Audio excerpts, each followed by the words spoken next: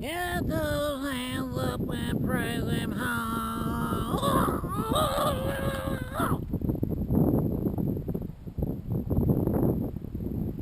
Coming to you live from Durham, North Carolina. Back at Carolina again, it's June the 15th, and I just saw the greatest expository preacher in the history of the nations, Andy Davis, First Baptist Church, Durham, preach on the conflict or the disagreement between Paul and Barnabas on their first missionary journey. Paul didn't want to take Mark. Barnabas said, chill.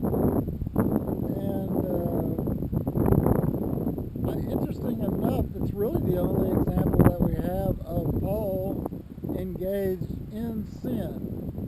And it comes right after last week's sermon, expository preaching, of how the Jerusalem Council preached on the unity of the church. So there you go. Anyway, let's take a look around.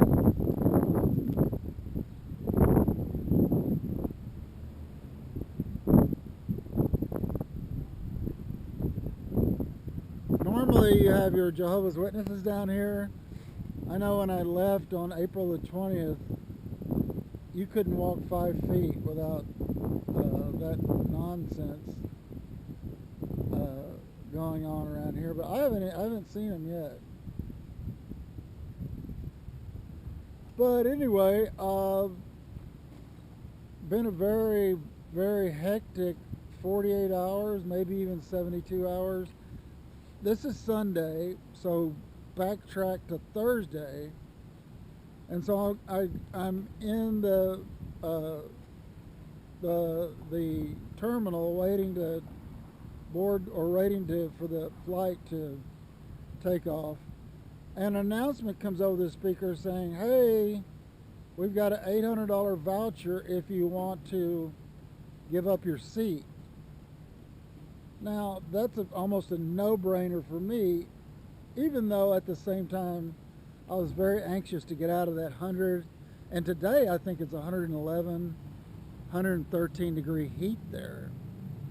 So I was very much wanting to get back on the plane and get back here in North Carolina, because I got so much to do. I've got to apply for Medicare, check on the status of my Medicaid, get a new phone, etc., etc. So the things that I have to do is endless as far as my own personal stuff. So it's not like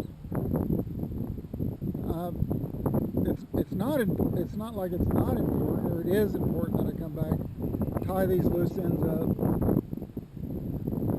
But I still want to get down to Salt Lake City, and I have to go back, or at least praying to go back to Phoenix to be able to testify on the assault charge.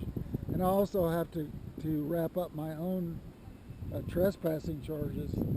So very interesting couple of months coming up ahead of me, June 15th. So I'm thinking by beginning of fall, everything should be cleared up as far as everything being settled down and finding out whether or not all the things that need to get done, need to be testified to in court, etc., etc., etc.